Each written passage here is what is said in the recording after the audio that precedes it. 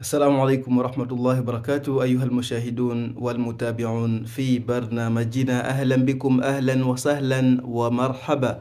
Tupo katika mwendelezo wa kujifunza maneno mawili matatu kwenye lugha yetu ya Kiarabu. Kwa siku ya leo tuko na dhamirul jam'i. Katika dhamirul jam'i tulizozibakisha, tulianza dhamirul mutakallim katika hali ya mufrad, tukazungumzia ana, tukazungumzia anta, tukazungumzia anti, tukazungumzia huwa, tukazungumzia hiya. Yani dhamiri tano hizi katika hali ya mufrad. Tukaja katika hali ya muthanna, tukazungumzia kwamba nahnu inaingia kwenye muthanna pia, tukazungumzia antuma, tukazungumzia huma. Hizo dhamiri tulizisemea kwa wakati uliopita katika masomo yetu. Leo sasa, katika siku ya leo tunamalizia na dhamirul jam'i. Sawa, tunaanza na dhamiru ya kwanza ambayo ni nahnu. Nahnu inaingia kwenye wingi, kwa maana tukiwa ni wengi watatu na zaidi ya hapo, basi hapa tunaingia kwenye aljam'u, wingi. Naam, hebu tuangalie katika dhamiri za nahnu katika hali ya wingi, kwenye madhi, kwenye mudhari'. Hapa kuna kanuni lazima uzingatie. Unapotaka kuitumia dhamiri katika wakati wa kitendo kilichopita, lazima ukichukue kile kitendo, sawa? Mfano kama dhahaba, kile kitendo unganisha na nuni yenye alif, na inaitwa na'u lilmutakallimin au na lilmutakallimin, sawa? Hii unaichanganya pamoja. Kile kitendo cha dhahaba unakifuta fatha yake mwisho, unaika sakna. Badala ya dhahaba inakuwa dhahabe, na unamalizia. Kwa hiyo hapa tumemaliza mchezo. Ndio hivi, hebu tuone mifano angalau mitatu tu inatosha.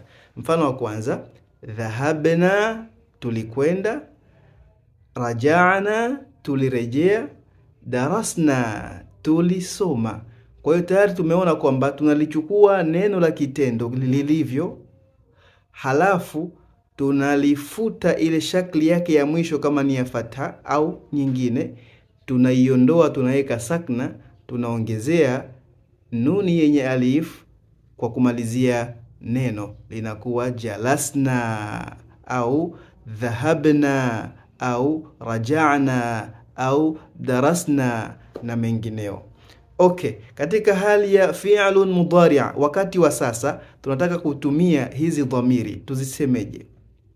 Dhamirul jam'i tunaisemea hapa, tunaanza na nuni ya mudhari' au tuseme tunaanza na alama ya mudhari'. Alama za mudhari' ziko 4. Kuna hamza, kuna nuni, kuna ye, kuna te. Hizi zinaanza kwenye mudhari'. Tutaizungumza moja moja mbeleni insha Allah. Kwa hapa tunaanza na dhamiri na alama ya mutakallim ambayo ni nuni, sawa? Nuni, kwa vile tunatumia nahnu, tunaanza na nuni. Okay? Halafu tuna plus na kitendo, sawa? Kitendo. Lakini hapa sasa utaratibu unakuwa ukianza na hii alama ya mudhari', herufi ya mwanzo ya kitendo inaanza na sakna, haianzi tena na ile herufi yake ya asili. Kama ni raja, basi haiwezi tena kuwa na raja, haiwezi, inakuwa narji'u, inakuwa ni narji'u. Okay, turudi. Tulisema tunachukua kitendo dhahaba, kwa hiyo tunasema nadhhabu, tunakwenda; narji'u, tunarejea; nadrusu, tunasoma. Ahsantum. Nadhani kwa utaratibu huu unaweza na wewe sasa ukaanza kuzitumia dhamirul jam'i kwenye hali ya mutakallim kwa wakati wa kitendo cha madhi kilichopita na mudhari' wa kitendo cha sasa. Ahlan bikum, ahlan wa sahlan. Tuonane kwenye dhamiri ya pili. Usikose kusubscribe, comment, like pamoja na kushare.